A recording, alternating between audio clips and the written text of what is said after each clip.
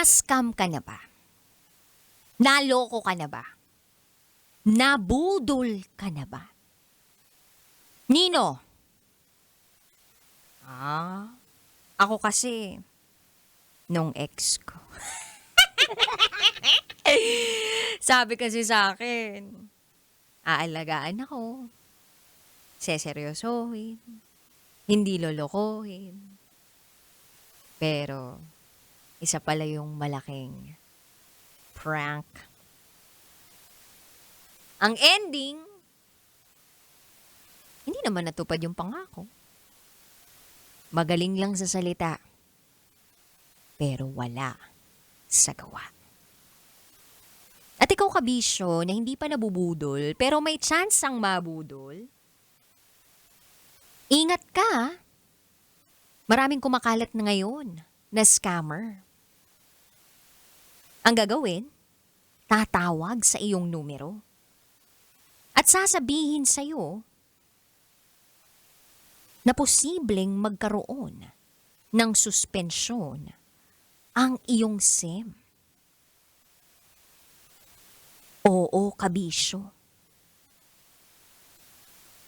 May iba pa na nagpapanggap na miyembro o empleyado ng Department of Information and Communications.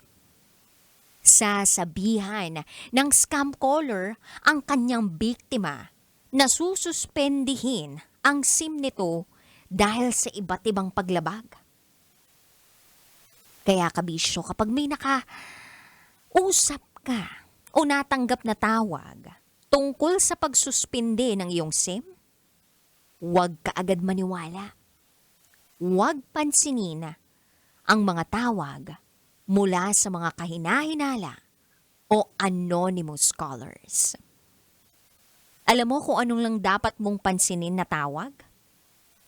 Yung tawag ng laman. Ay, hindi pala. Charot to with darot. Yung tawag ng asawa mo. Kasi panigurado, magkakaroon ng World War IV pag hindi mo nasagot ang tawag ng boss mo. So kabisyo, ingat ka ha. Ingat sa mga mambubudol, sa mga scammer, sa mga manluloko, sa mga taong magagaling lang sa matatamis na salita. Paniniwalain ka, bobolahin ka, maaanod ka. Hanggang sa hindi mo namamalayan, naloko ka na. Ikaw din ang masasaktan. Pero sa programang ito, DJs tuloy. Sabog yun. Nasa isip ko, magsasabi na ako ng pangalan ko. Pero sa programang ito ni DJ Rocky, hindi ka masasaktan. Tandaan mo yan. Araw ngayon ng mga mael as in malalambing. Kaya naman, eto na. Ibibigay ko na ang padikel ng SPG as in Super Bacchanal Secret File.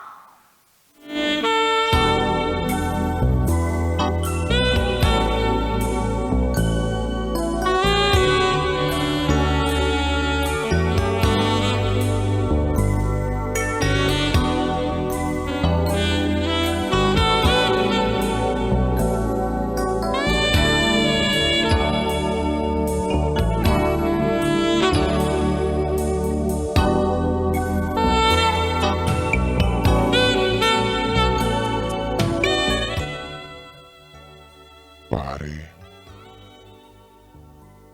patikim naman ng saging mo.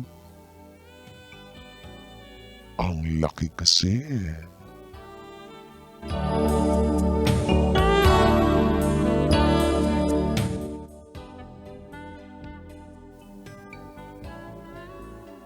Papaano? Matitikman ni pare ang saging mo? bakit di na lang niya tikman yung sarili niyang saging? Meron din naman siya nun. Anong gagawin mo kapag may nakapagsabi sa'yo ng, pare, patikim naman ang saging mo? Ipapatikim mo ba? Nang libre ang saging mo? O magpapabayad ka sa pagtikim sa saging mo? Ipapasubo mo ba ang saging mo? Ano bang lasa ng saging mo? Manamis-namis, maalat-alat, o maasim-asim? Ano bang pakiramdam pag sinalat ang saging mo? Makinis? Smooth? O mabako? O masukal na gubat? Ay! Abangan niyo po yan sa aking pagbabalik. Kapiling mo, si DJ Rocky Terati kayo nakatutok. Dito sa 90.7 Love Radio, kailangan pa bang i-memorize yan? Basic. Up next is SPG, as in Super Pagganern Secret 5. Sinira ng tatay ko ang pagkababae ko. Siya. May secret affair kami ng office mate ko. Hindi ko matigilan kasi sobrang galing niya sa... Rocky's Secret Files. Secret Files. It's the kind of bleep you never knew existed. Kunwari inosente pero boy naman pala. Rocky's Secret Files. Secret Files. Kailangan pa bang i-memorize yan? Love Radio. Basic!